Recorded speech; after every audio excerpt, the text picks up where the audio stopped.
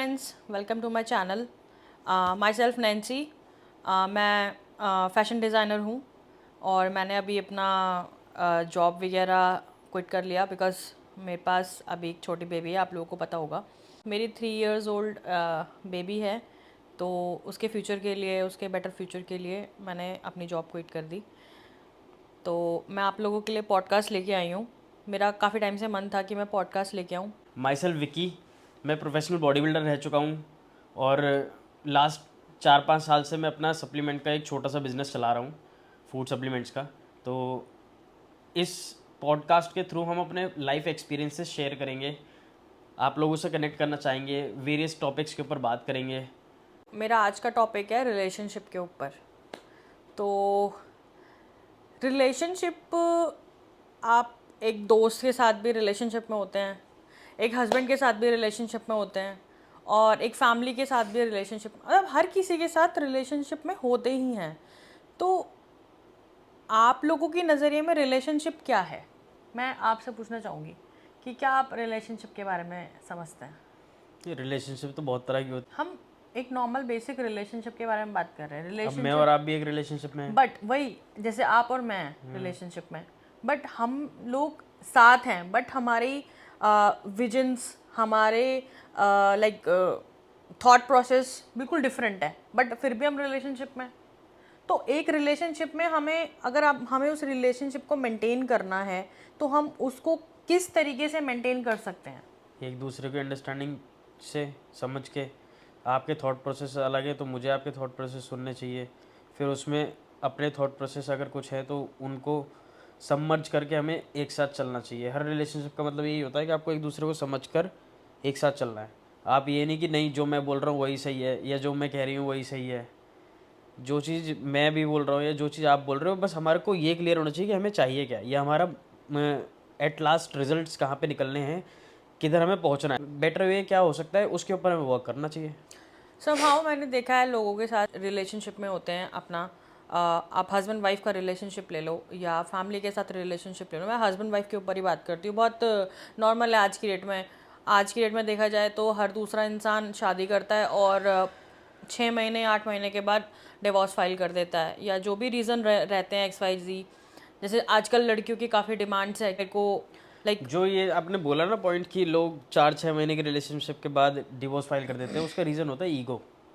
लोग रिलेशनशिप में आ तो जाते हैं, ठीक है, उस रिलेशनशिप में आने के बाद ना लोग अपनी ईगो को साइड रख देते हैं, क्योंकि उन्हें चाहिए होता है तब उस टाइम पे वो पर्सन जो उनको नहीं मिला है, या जिस चीज़ के लिए वो ये सब चीज़ कर रहे हैं, उसको इम्प्रेस करने के लिए कर रहे हैं, उसको पाने के लिए कर रहे हैं, उसके आंखों में अपना हाई लेवल दिखाने के लिए कर रहे हैं, तो उस टाइम पे ईगो भूल जाते हैं, अपनी सेल्फ रिस्पेक्ट भूल जाते हैं।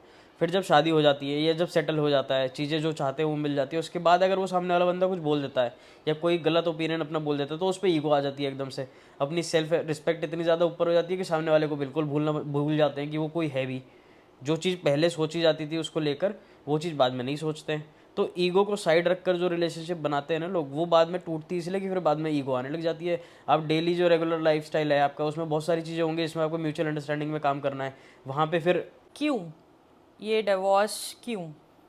मेरा ये मतलब है, मैं ये बोल रही हूँ, अगर आपकी अंडरस्टैंडिंग है, और आज की डेट में मैंने मोस्टली लोगों को ये देखा है कि 1 साल का रिलेशनशिप हो, 2 साल का। यार पहले पहला वाला टाइम तो वो होता है ना कि ठीक है, वो जो आजकल कॉमन हो गया है, बेबी सोना, ये सब चीज़ें।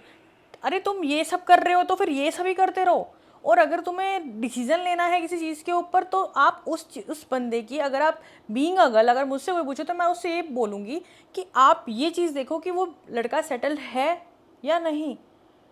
मोस्टली लड़कियां आज की डेट में यही देखती हैं कि भैया लड़के का घर है, बैकग्राउंड है, पैसा है, ये है, ये है। जब चीज़ें मिलती नहीं हैं तो ये स्टेप सामने आ जाता है कि नहीं यार, मेरे को नहीं रहना है। ये नहीं देखती हैं कि वो सेटल है या नहीं, बस ये देखती कि वो हमसे प्यार करता है। पता है कि फैमिलियाँ जब इन्वॉल्व होती हैं तो आपको कुछ ऐसी चीज़ें एक्सपीरियंस करने को मिलती हैं जो आपने सोची भी नहीं होती कि शादी के बाद ये भी करना पड़ जाएगा। लड़की की तरफ से भी होता है, लड़कों की तरफ से भी होता है। तो ये सब चीज़ें फिर उन दोनों के अंदर इन पर्सन करने लग जाते हैं कन्फ्लिक्ट्स, वहाँ आने शुरू होती है प्रॉब्लम्स। कि सारी चीज़ें देखनी है आपको, शादी जो करनी है वो एक दो बंदों का रिलेशनशिप नहीं है, वो फैमिलीज़ का रिलेशनशिप है। आपको सारी चीज़ें देखनी पड़ेंगी ना। अब कोई कैसा सेटल्ड है कैसा नहीं है, वो आपको कैसे सस्टेन करता है, आप उसको कैसे सस्टेन करते हो, आप आगे अपनी लाइफ में अगले डिसीजंस क्या लेने वाले हो। अब शादी हो गई ठीक है, आगे क्या, आगे भी तो कुछ सोचोगे या ऐसे ही चल रहा है, ऐसे ही चलता रहेगा? शादी करनी क्यों अगर ऐसे ही चलना है तो मैंने बस। कई लड़कियों को देखा है कि 4 साल हो गए, 5 साल हो गए, मतलब मोस्टली 3 साल के बाद हर हर घर में है, पेरेंट्स बोलने लग जाते हैं कि आप बेबी प्लान करो या वट एवर एल्स जो भी है।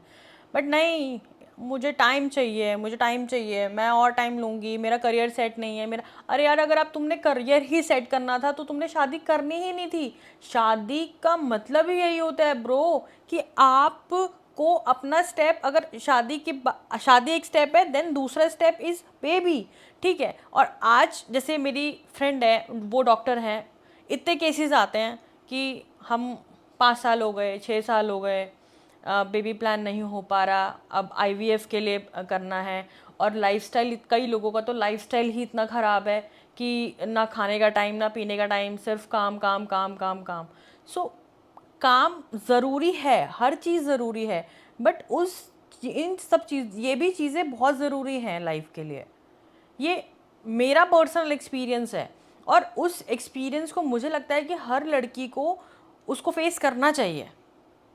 देखो बात सारी सही है, आपकी भी सही है, लेकिन फिर भी हमें जो ऐसे डिसीजंस लेते हैं उनका भी पर्सपेक्टिव सोचना चाहिए। हो सकता है वो सेटल ना होते हो, इस वजह से कर लेते हो, फिर बेबी प्लानिंग के लिए उन्हें सेटल होना है। बहुत ऐसे खर्चे आएंगे जो आप नहीं सोच सकते बेबी होने के बाद कितने होते हैं और किन किन कंडीशन से जाना पड़ता है माँ बाप को, दोनों को। तो हो सकता है इस वजह से डर की मारी नहीं करते हो लोग, या उनको लगता होगा फैमिलीज रेडी नहीं है अभी, मतलब वो फैमिलीज़ के ऊपर डाल देते हैं जबकि रेडी खुद नहीं होते हैं करने के लिए, क्योंकि बहुत सारी चीज़ें होती हैं सोचने के लिए, कुछ भी सोच सकते हैं।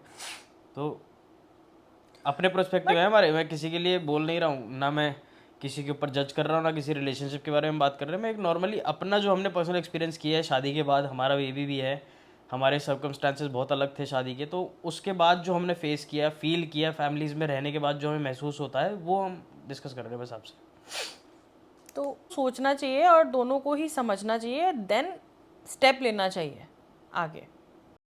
आज के लिए इतना ही। Thanks for watching. चैनल को लाइक एंड सब्सक्राइब ज़रूर कीजिएगा। Thank you, bye bye.